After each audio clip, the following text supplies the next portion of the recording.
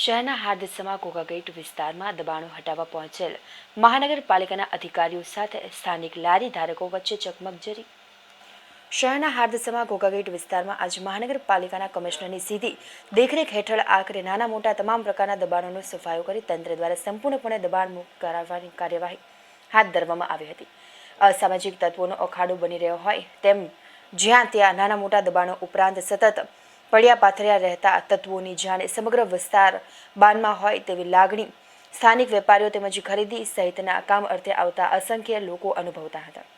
હજુ 2 દિવસ પૂર્વે જ સવારમાં આ વિસ્તારમાં ઊભી રહેતી નાસ્તાની લારી પર થયેલા ડખ્ખાએ ઉગ્ર સ્વરૂપ ધારણ કરતા ઘાતક હથિયારો વડે મારામારી સર્જાતા ભયનો માહોલ ઊભો થયો હતો। આ વિસ્તારમાં દબાણો સહિતની બાબતોને લઈને જિલ્લા પોલીસ વડા તેમજ મહાનગરપાલિકાના કમિશનર સમક્ષ પણ રજૂઆત કરવામાં આવી હતી। ત્યારબાદ 2 દિવસ પૂર્વેની ઘટનાને પગલે સ્થાનિક વેપારીઓ દ્વારા ફરીથી કરવામાં આવેલી ઉગ્ર રજૂઆતથી આજ સવારથી જ મહાનગરપાલિકાના કમિશનરની સ્થળ પર હાજરી વચ્ચે મહાનગરપાલિકા તંત્રએ આ કોકાગેટ તેમજ હેવમોર ચોક અને શાક માર્કેટ સહિતના વિસ્તારોમાં સપાટો બોલાવી તમામ પ્રકારના દબાણો હટાવી દઈ 4 ગાડીઓ જેટલું માલસામાન જપ્ત કરવામાં આવ્યો હતો।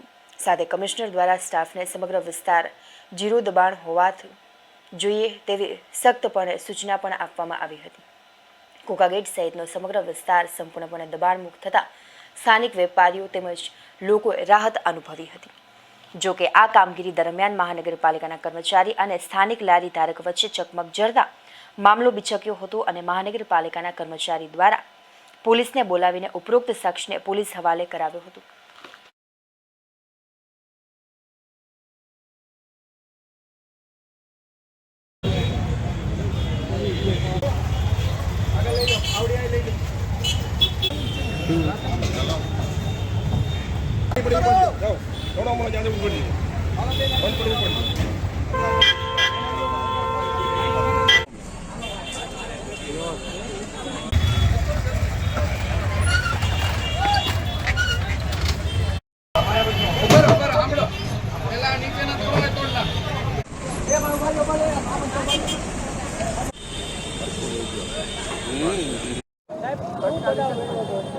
આજરોજ સાહેબની સૂચના અનુસાર રૂપમ ચોક વિસ્તારમાં દબાણની ડ્રાઈવ કરવામાં આવી હતી અને જે સવારથી અત્યાર સુધી ચાલુ છે। જેમાં અત્યારે એક રૂપમ ચોક વિસ્તારમાં એક લારીવાળાને લારી લઈ જતા તેણે અમારા સ્ટાફ સાથે હાથાપાઈ કરેલ છે, જેથી અમે સંયમ રાખી અને પોલીસની જીપ બોલાવીને પોલીસને સોંપી દીધેલ છે અને આગળની કાર્યવાહી ચાલુ છે। અગર માણસ એવું જોતા એવું લાગે છે પીધેલ હોય અને અસ્થિર મગજ જેવો જણાય છે એટલે સાહેબને પૂછ્યા પછી અને ફરિયાદનું જે કંઈ હશે નિર્ણય લેશું।